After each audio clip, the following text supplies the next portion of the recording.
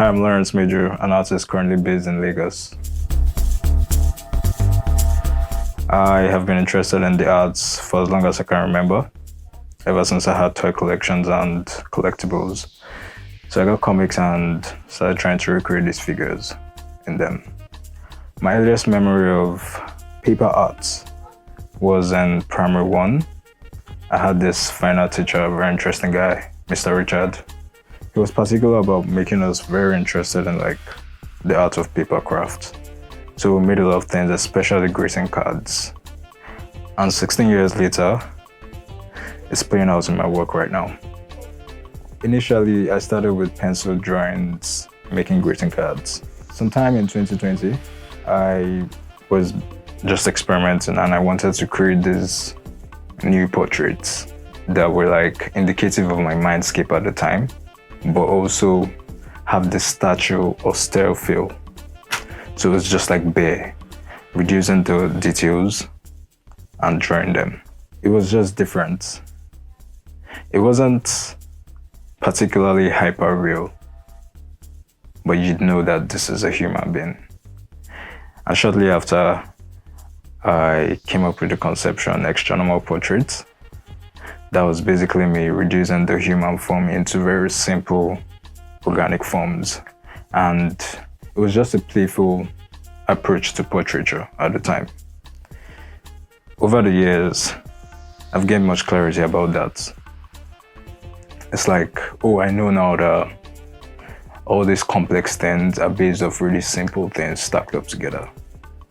I know that I can present an idea or address an issue simply without eliminating its essence. I think I can still preserve that. I think it's very important to, when you grow older, you actually become very aware of the things that you feed yourself, because all of these things, they're not going anywhere. You're seeing them, so they're stored up somewhere.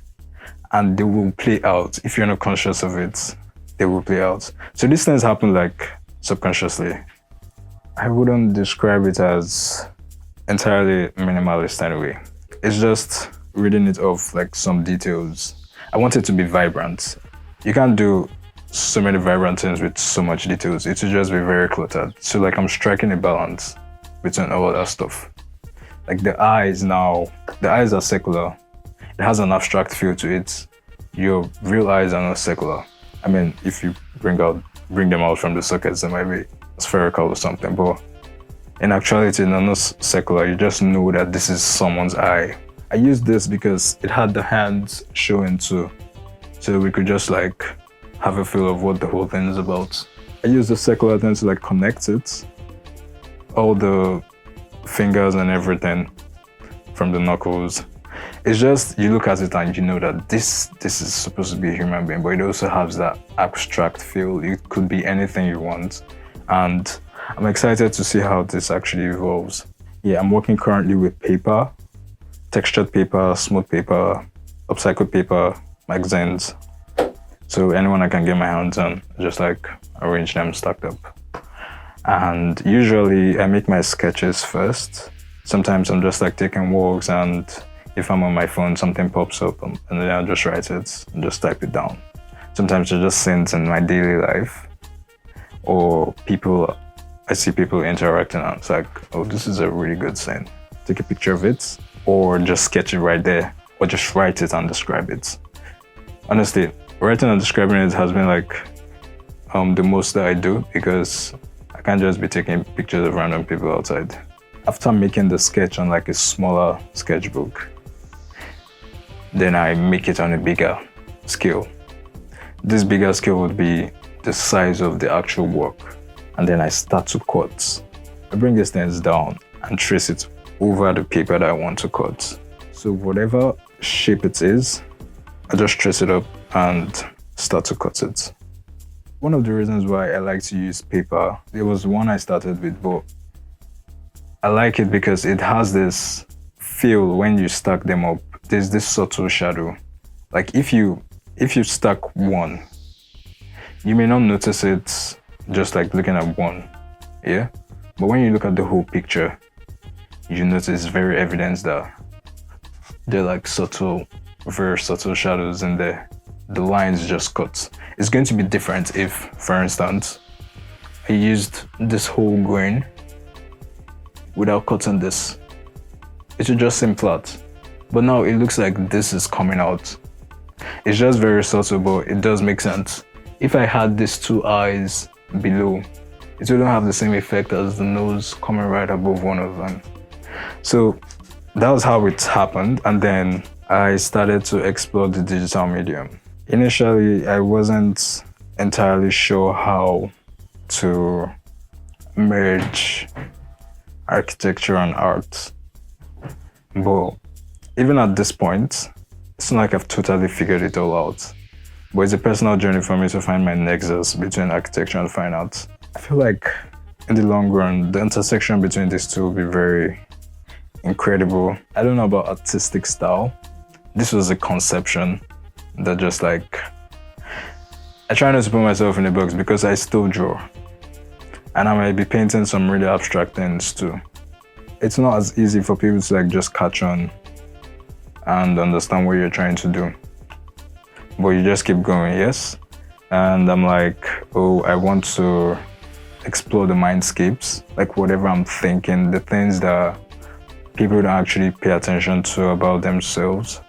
But I'm talking about myself mostly and people around me. Main themes and messages in my works. I plan to create very intimate, meditative spaces, and my subjects actually like existing in them. For instance, this body of work that I'll be exhibiting in the exhibition, it was indicative of like my landscape at the time a couple of months ago, where I had to like reflect. There were some things that I just noted down, some things I started to pay attention to, and some things my friends were also going through. So it's not just me, I'm also channeling my friends into. But I think success would be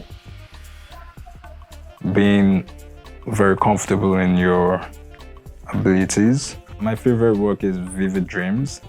When life gives you cotton candies is like a great contender though, but it's Vivid Dreams. And that's because there is this figure that of a horse and a humanoid figure in it. But this humanoid figure doesn't have a head. It's like a hand type thing, 5 fingers, that's up there. And then there's a semicircular thing over it. Something I was thinking about at the time was, oh, this represents God crowning the work of my hands. And it was like a prayer, a manifestation. The most challenging thing, apart from the fact that it's different, is the fact that I'm literally telling the world some of my things, some of the things that go on in private. The easiest parts about creating these pieces is the ideas come easy, and it's a superpower because you just like want to create anything. You're not limited by the rules to art or this has to be shaded and things like that, to realism stuff. It's just whatever you can imagine you're doing. I hope the viewers actually realize that they should not be scared to be creative, because if you're doing something differently, doesn't mean that you're going way off or something. Like, it's still something that the world needs to see. Even if it's different, I feel like people could learn a bit from it. So you'll be helping a lot of people if you just keep going. The most important lesson I've learned so far is trusting the process. Slowly but surely, just keep going, because you can't chase the process. You need to keep going. I still feel like I'm not entirely there yet, but in the long run, I will be. Success would mean I don't care if they relate to this right now. Just put it out. Sometimes I'm limited by that, but it's not much. And until all of that is gone, I feel like I might have attained success.